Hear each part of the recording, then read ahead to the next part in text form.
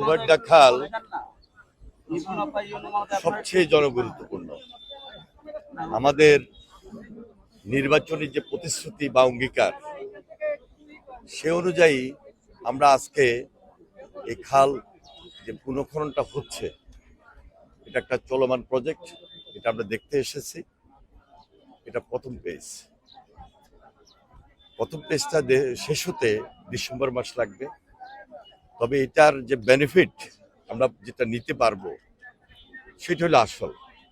এই বেনিফিটটা নিতে গেলেও কিছু চ্যালেঞ্জ আছে।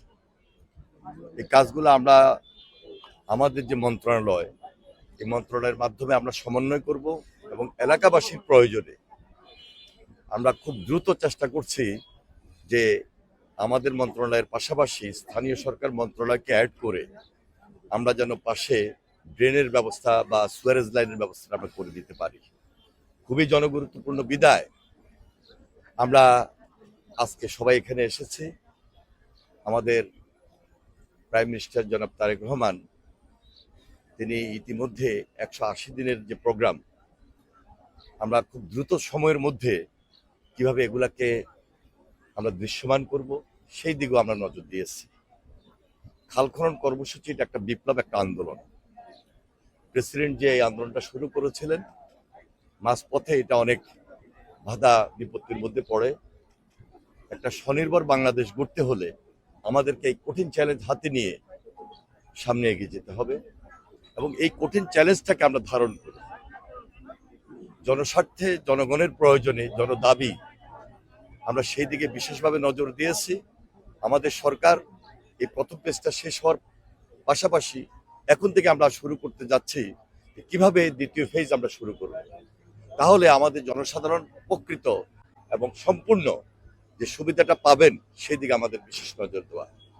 আজকে আমাদের প্রতিমন্ত্রী সাহেব উনি এসেছেন, আমাদের সচিব সাহেব এসেছেন, আমাদের এক্সপার্ট টিমের যারা রয়েছেন এই মন্ত্রণালয়ে তারা রয়েছেন এবং বিশেষ করে বাংলাদেশের সশস্ত্র বাহিনী ওনারাও আমাদের সঙ্গে সর্বাত্মক সহযোগিতা করে কাজ শুরু করেছেন।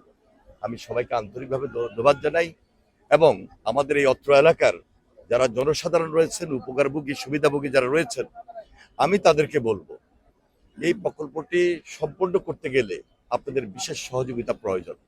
কারণ এখানে অনেক জায়গায় আপনারা লক্ষ্য করেছেন যে বাঁধ সৃষ্টি করা হয়েছে এবং বর্জ্য এমনভাবে ফেলা হয়েছে যে এখান থেকে যদি আমরা এগুলো দূর না করতে পারি তাহলে আমরা পুরো সুবিধাটা নিতে পারবো না। অনেক জায়গায় অবৈধভাবে অনেক দোকান, বাড়িঘরও নির্মিত হয়েছে। সবকিছু মিলে আমাদের জনস্বার্থে সবার সঙ্গে আলোচনার সাপেক্ষে পাশাপাশি আপনাদের সহযোগিতার মাধ্যমে আমরা সব কিছু নিষ্পত্তি করতে চাই, সমন্বয় করতে চাই এবং সম্পূর্ণ উপকারটা নিতে চাই।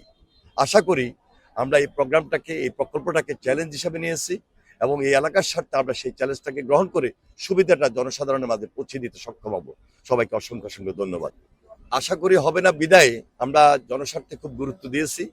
এই গুরুত্ব দেওয়ার মাধ্যমে জনগণের সুবিধা দৌড়গড়ে পৌঁছে দেওয়ার জন্য যা যা করণীয় দরকার সেই ব্যবস্থাটুকু, সেই উদ্যোগটুকু আমরা গ্রহণ করছি এবং করব। আমরা সুফল আসবে বিদায় এই কাজটুকু আমরা অব্যাহত রাখবো এবং এই জনসাধারণের প্রয়োজনে আমরা গুরুত্ব দিয়েছি। জনগুরুত্বপূর্ণ এই প্রজেক্ট এবং এটা আমাদের কঠিন চ্যালেঞ্জ নিয়ে আমাদেরকে মাঠে কাজ করতে হচ্ছে। ইনশাআল্লাহ অদূর ভবিষ্যতে আমাদের যারা এখানে নির্বাচিত আছেন, আমাদের মাননীয় সংসদ সদস্য জনাব বাবু গর্ষচন্দ্র রায়, ওনার সঙ্গে আমার কথা হয়েছে, উনিও সার্বক্ষণিক সময় আপনাদের পাশে থেকে কাজগুলো করবেন এবং আমাদেরকে সমন্বয় করার ক্ষেত্রে যে সহযোগিতা দরকার সেই ব্যাপারে উনি নেতৃত্ব দেবেন ইনশাল্লাহ। আমি সবাইকে আন্তরিকভাবে মোবারকবাদ জানাই এবং ধন্যবাদ জানাই সকলের। এটা শুধু কেরানীগঞ্জ না, এটা সারা বাংলাদেশে আছে।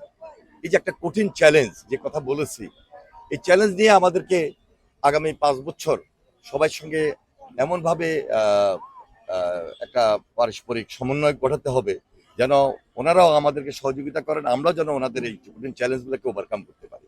ধন্যবাদ।